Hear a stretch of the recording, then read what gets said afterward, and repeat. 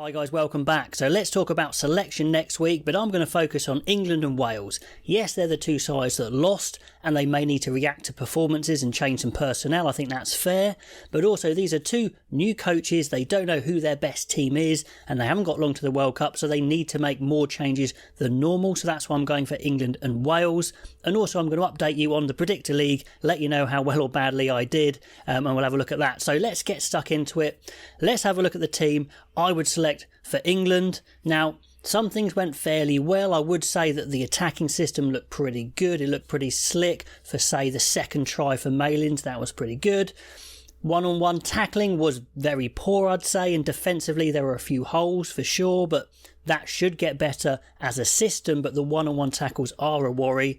Scrum time, not bad. Line-out time wasn't very good, so plenty to work on, but yes, it is early days, of course, for Borthwick's system. So let's have a look at the team for Italy. And Italy are going to be a really tough team to beat for sure. We've seen that. They're a better team than they have been in previous years. So it's not because it's Italy, but I think they do need to try some new players based on performance and just trying to find what their best team is. So let's start at the back. Freddie Stewart. Did he have a good game? Well, he had some good aspects. High ball, kicking was pretty good, but one-on-one tackles is a little shaky. He's not that agile. He needs to make some more tackles to really make that big step up. So I think you could make an argument to stick with Freddie Stewart, but he didn't have the greatest game, and also England need to develop some more 15s. Freddie Stewart's played 15 pretty much exclusively recently, so I think Max Malins plays 15. Malins obviously had a great game last week. Probably a slightly better 15, I would say, than a winger, and a good 10 as well, so you could even use him as 10 cover, but I'm not going to this time. So let's give Max Malins a go at 15. You need two 15s at least anyway, so I think that makes sense. On the wing, yes, we had Max Malins on the wing, so we need to get a new winger, and I think Anthony Watson just gets bumped straight up from the bench. If he is genuinely fit to go and he's back to his best, we need to see him playing some games for England, so let's have a look. On to the other wing. Ollie Hassel-Collins, we didn't quite see him cut loose. Some people saying he's not quite good enough, he's not quite quick enough. I'm not so sure. I think we need to see him give a real good go again. So let's run Ollie Hassel-Collins again and actually get him some decent ball, not just some scraps. Let's see him beat some players, punch some holes, do what he does best. So into the centres, and this is England's problem area. They were a bit insipid, if you like. There wasn't any punch there. I think maybe Marchant didn't have the greatest game because there wasn't anyone big to play off. And I think Marchant definitely stays in the squad. But for this game, I'd give him a rest and try a new centre combination. If Slade's fit, I'd probably put Slade at 13. If not, Lawrence. If Kelly's fit, I'd definitely give Kelly a run at 12 because he is really the only English 12 of any promise. If Kelly's not fit, you could play Lawrence at 12, or you could play Tuolangi at 12. You just need some power. You need some players who can actually break the gain line in the centres, not just pass it or try and play on the outside. And Lawrence and Kelly, Tuolangi, they're players that could do that. Slade as well. So ideally, I'd probably go Kelly Slade or Kelly Lawrence, but let's see who's fit. Tell me what you think there. Now, fly half is a tricky one. Marcus Smith, I've heard people say he had a poor game, he had a good game, he tries too hard, he kind of runs into dead alleys, and there's good arguments on both sides. I want to see Marcus Smith, though, with some more weapons around him, so he doesn't have to try so hard, and he can put some guys through some holes. He doesn't have to do outrageous dummies and side steps and try and run around everyone. So I like to see him try a bit less hard, but with more danger around him. So I would run Marcus Smith again.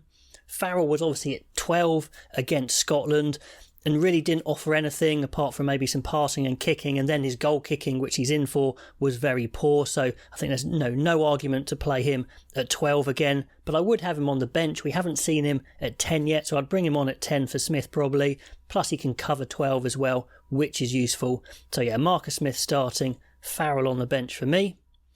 At 9, I think Jack Van Poortvliet on rewatching actually had a better game than I gave him credit for. He, really made things pop at times in attack. He did make a few errors and he is a little bit still nervy at times, but let's give him another game.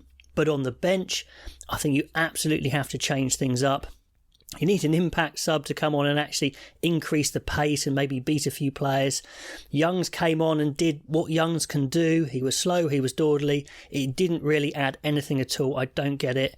He's been a great player for England, but certainly as an impact sub, Definitely not. So let's have Mitchell on the bench, who, yeah, he can be a bit patchy occasionally in the Premiership, but when he's on, he is on, and I think as an impact sub, he could be pretty good. So Van Poortvliet starting, Mitchell on the bench. Now, rounding off from the bench, I would absolutely bring Henry Arundel in. He looks like he's fit now. He's played a game. He's looked all right.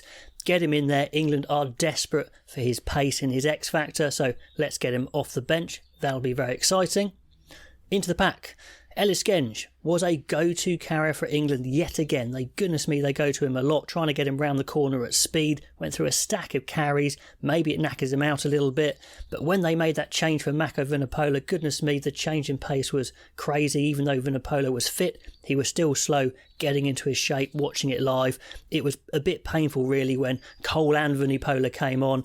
It was so slow when they came on, so I'd definitely have Rod on the bench. You've got a hooker is a tricky one. George did not have a great game. I think line-out wise, that'll get better with coordination. Doesn't seem quite as dynamic as old, but is there a better choice? I'm not so sure. Is McGuigan fit? I don't know.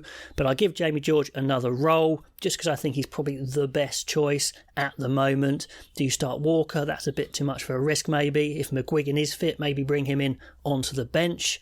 Let me know what you do there, but it's a tricky area for England for sure.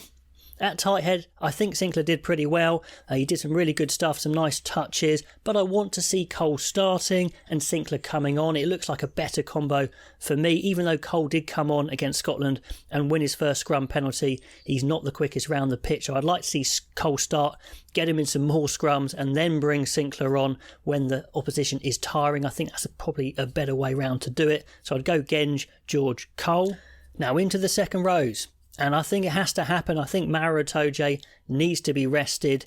I mean, he wasn't at the races at all. In the last 20 minutes, watching it live, I was watching him exclusively for that last 20 minutes, and he was slow getting in every single position. He was always the last to get in position. And for the final try, I think Van der Merwe's final try, he wasn't even in the line, and it was a disaster. They didn't have subs left to take him off.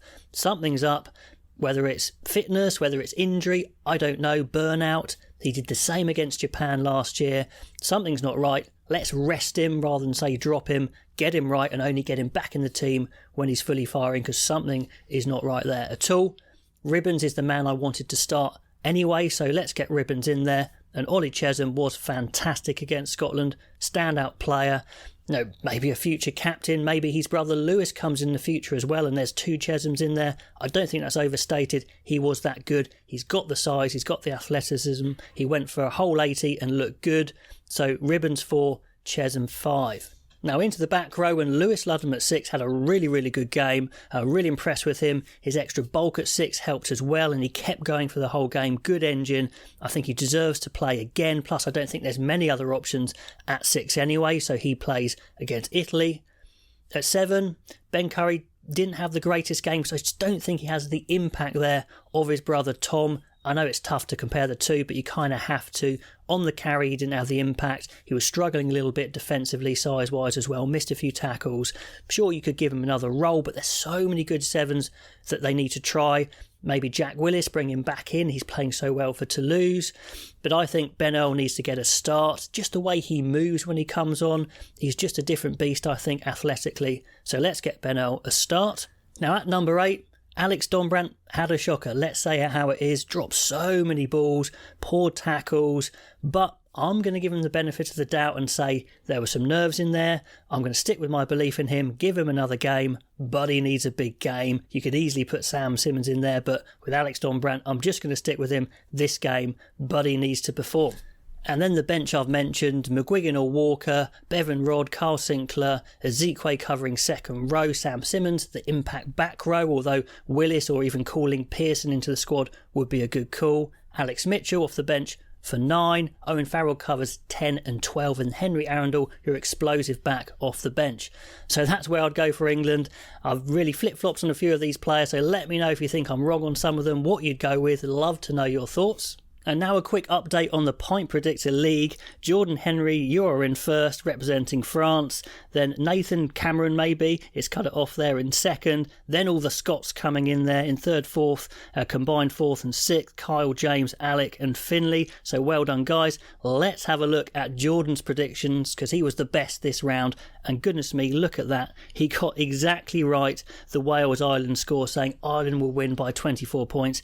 How did you know, Jordan? Plus, he got the other two pretty close. Now, let's have a quick look at my predictions. I did okay. I think I'm 200 out of 600, but I need to do better. I said Ireland by 7, but Ireland won by more. I said England would sneak it, but of course they didn't. And then I said France by 14, and they won by 5. So not the best. I need to do better. Let me know what your predictions are going to be. If you haven't joined already, it's not too late. Fanzoo app, code analyst. You get a free pint just for joining anyway. It's great fun, over 18s, drink responsibly, all of that good stuff. If you haven't joined already, get involved. Now let's select for Wales as they take on Scotland away, a very tough assignment after a bit of a demoralising defeat to Ireland.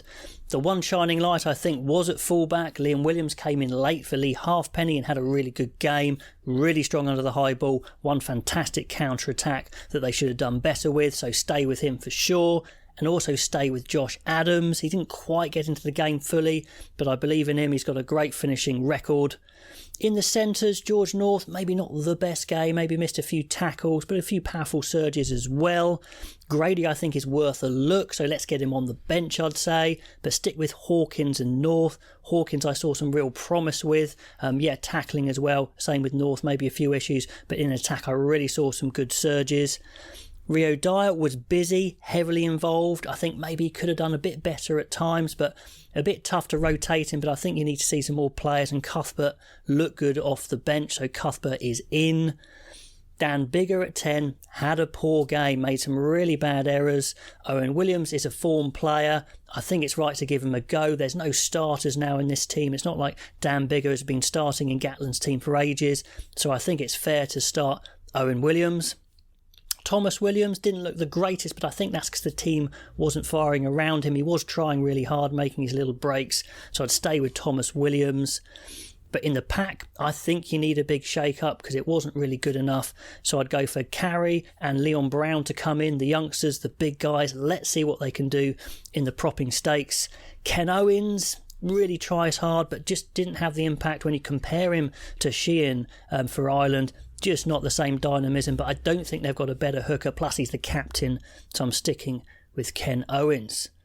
In the second rows, I think there was an argument to drop either Beard or Alan Wynne-Jones, who didn't have the best games. But Alan Wynne-Jones, I think, can't play anyway with a concussion protocol. So let's bring the youngster in, David Jenkins, to partner Beard. He's got a real promise to him, real leadership, love his attitude, gets stuck in. Back row wise, Jack Morgan made some dents, tried really hard, although no one covered themselves in that much glory, but I'd stay with him at 6. Tipperick, a poor game, I'd say. In decline slightly athletically, made some errors as well. Rafael was close anyway, so Rafael starts. I think that's fine. Faletau actually had a rare poor game, but I don't think there's much of an alternative, and for him to have 2 bad games in a row surely is unthinkable, so sticking with Faletau. Then the bench there, obviously swapping around the props, so we've got Baldwin, Thomas and Francis on the bench. Bringing in Christ Swinzer, of course, into the back row, who can cover second row. Got to see him. Tipperick drops to the bench. Biggar drops to the bench. Rhys Webb stays there. And let's bring in Mason Grady to see what the big youngster can do. So let me know what you think of my Welsh selection, my English selection. Let me know how you did in your predictions. Get involved if you haven't already with that. All those comments below. And I'll catch you next time.